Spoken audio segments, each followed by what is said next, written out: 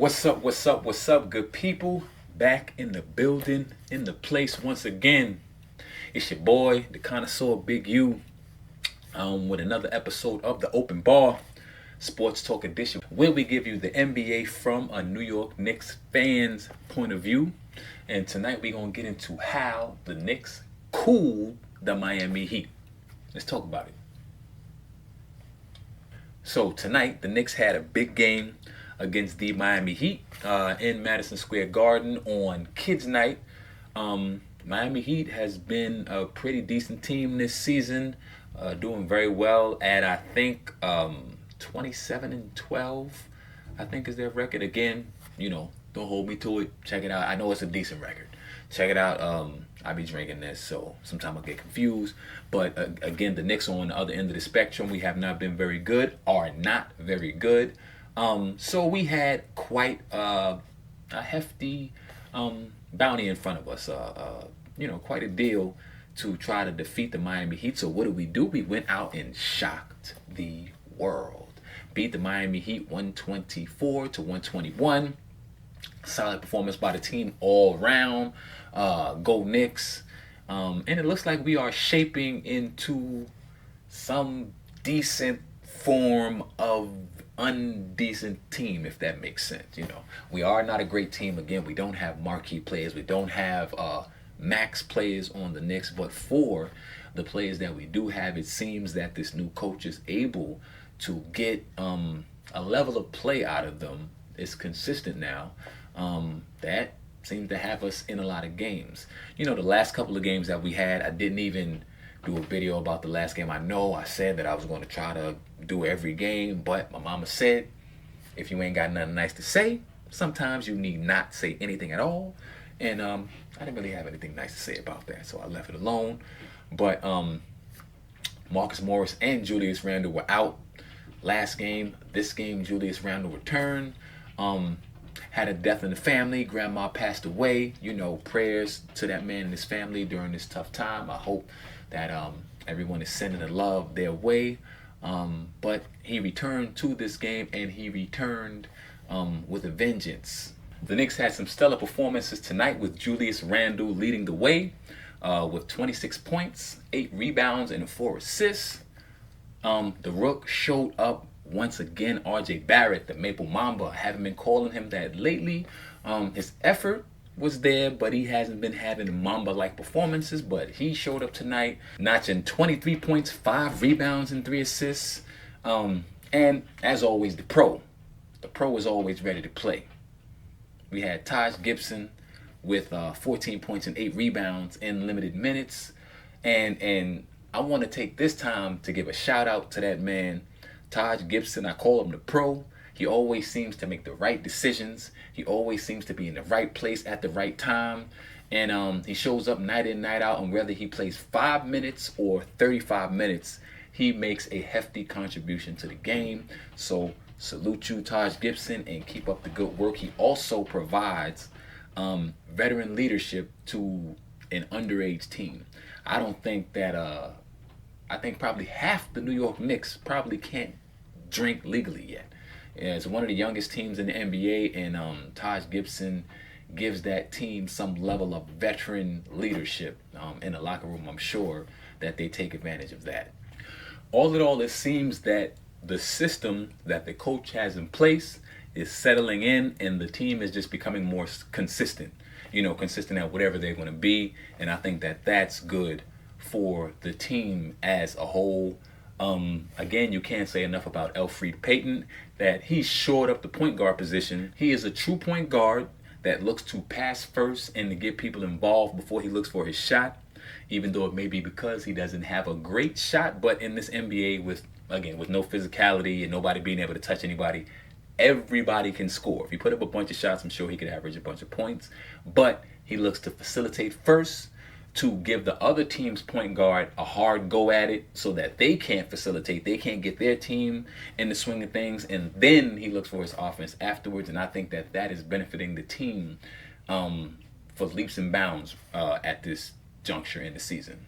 Okay, so now we're going to get into the hot and not section.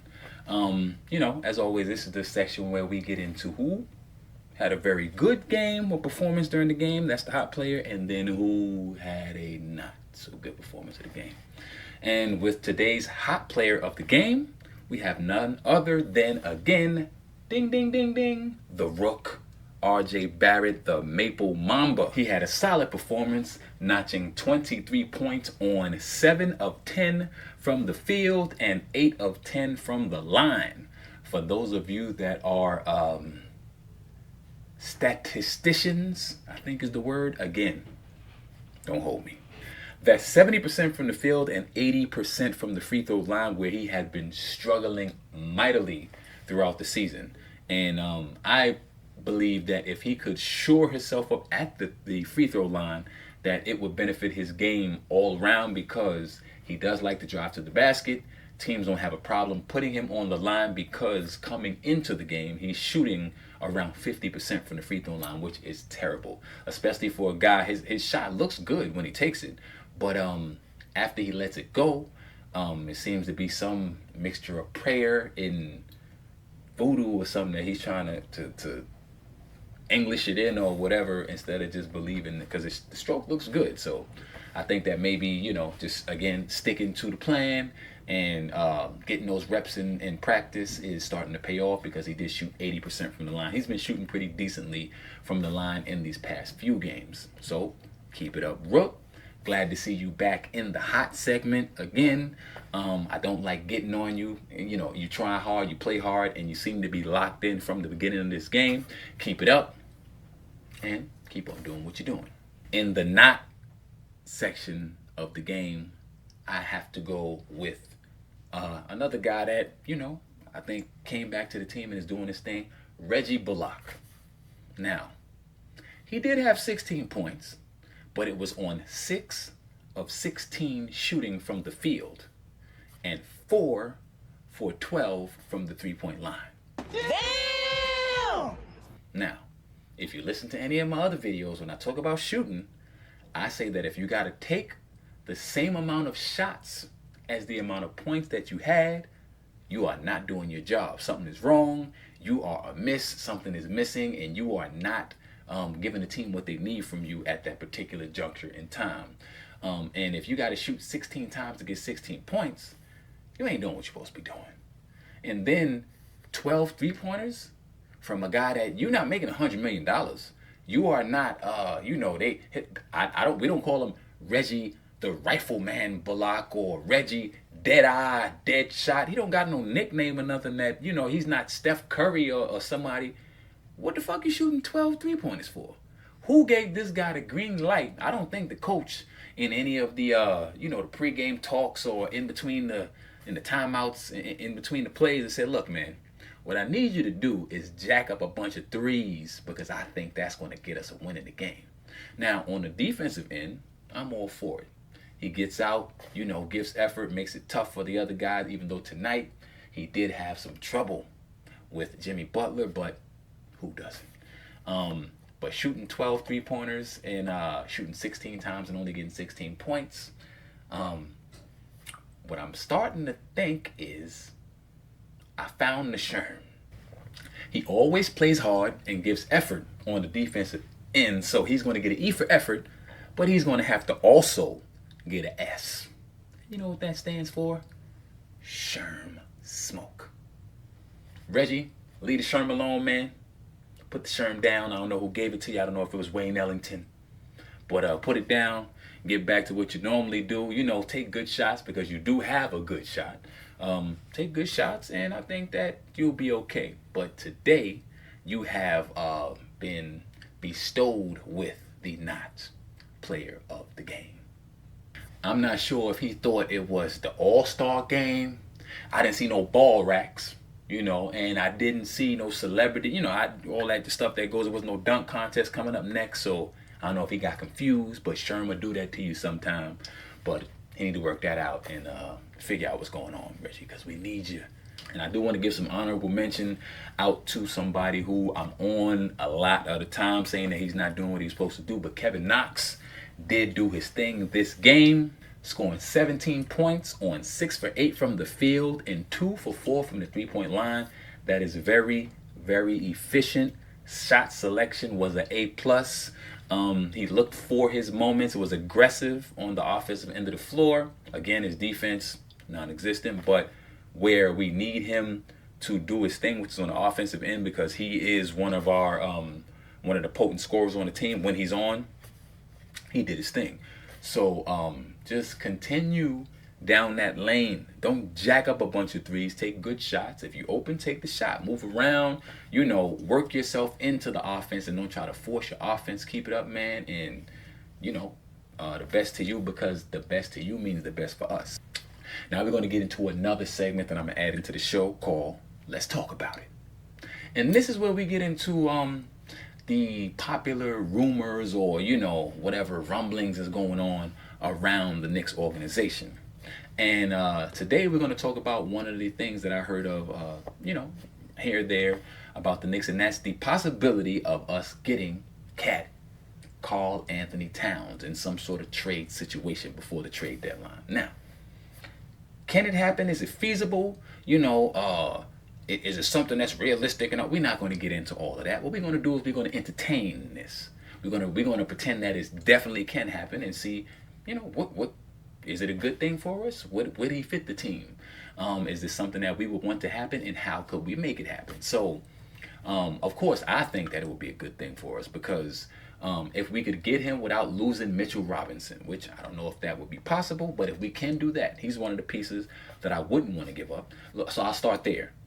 The only pieces that I wouldn't give up in trying to get him, because I don't think they would want Randall, so they would want the young pieces. I would not give up Mitchell Robinson, and I would not give up the Maple Mamba, RJ Barrett. Other than that, reach your hand in the candy jar and the cookie jar and pull out all the cookies you want. You can take the whole bag if you want. You can refill. You can pour the bag out and do whatever you want with it. But Mitchell Robinson I want, and RJ Barrett, because if we could get Cat, who is offensive minded, extremely potent on that end, very skilled player with the ball in his hand, and very skilled on the defensive end, get him into a lineup with him and Mitchell Robinson, where we could put them together, and all Mitch had to do was run the floor, block shots, and all that. And we had another big guy that could score, that could put stress on the defense, handling the ball, pulling the big man away from the basket. Like, that would be a dream come true for us. And that could possibly put us in a situation to lure in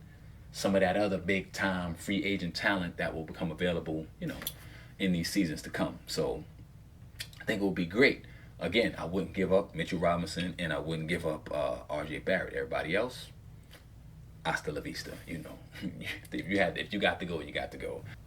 And then he is a New York area player. He's from the state of New York. I think he's from upstate. Not exactly sure from where. He's not from New York City, but New York City is close enough to New York State. I'm sure he has family in the vicinity, and right now he is disgruntled with the Minnesota Timberwolves, which I'm not surprised, because it seems a lot of people that played there that are serious big time players. Jimmy Butler recently felt the same way, and Karl Anthony Towns, Derrick Rose, when he was there for the short time that he was there, felt like the team does not play with a fervor, like they're really trying to win games. They're just out there trying to play around, have some fun, and collect checks. And Karl Anthony Towns is trying to put some respect on his name and on his legacy, so he's not for that, and he is supposedly looking for a better destination to showcase his talents. What better destination than the Mecca, the lights, the camera? Bring your talents here and let's see what you can do. See what you can do in the stomp around in the pit with the big dogs. So if he came, that would be great. But that was us talking about it, and so we'll see how that goes, and hopefully we'll hear some more rumbling on that. Look, we're looking about as solid as a bad team can look right now, which I don't know if that's good to you guys, but to me, that's very good, because this is something that I've been asking for since the beginning of the season. Again, I'm trying to learn Spanish, and when I'm decently proficient at it, I'll say it in Spanish, so you hear this in another language. But we're not a very good team, and all I'm wanting for is the Knicks to come out and give a consistent effort, so that we know night in, night out, when teams come to play the Knicks, they are going to face this team. That's all that I'm asking for from them. So it seems like we're kind of turning the corner, getting to that space, and then how many games we're going to win or lose once we're in that space and we get back, when Marcus Morris comes back and fits into the new effort and, the way the team is playing together and hustling and fighting through these games. What would that come to as far as wins and losses is concerned? I don't know. But I know that it's a product that I'll like to watch. It will be entertaining to me, and I don't think we're going to get blown out of the gym on many occasions. And those are just the games that I don't want to see, when we're getting smacked and blown out the arena. But on most nights, it looks like we will compete, and that's good enough for me. So that brings me to the end, which is the opposite of the beginning, and that's why they call it the end. And and lately I've been calling it mellow time. But alas, again, the Portland Trailblazers are idle, so I don't have any updates on Carmelo Anthony. But to say, enjoy your rest, salute to you, and we will continue to update the people on your performances and what's going on with you out in, what did I call them? The Port Trail Knicker Blazers, whatever I called them, something like that. And that has brought us to the end of the show. Thanks as always for you guys hanging out with me, because you could have been somewhere else, but you're not. You're right here with me. As always, the drinks, the conversation, the laughs are all on the house, because we can, many cannot. I will see you guys next episode. Peace.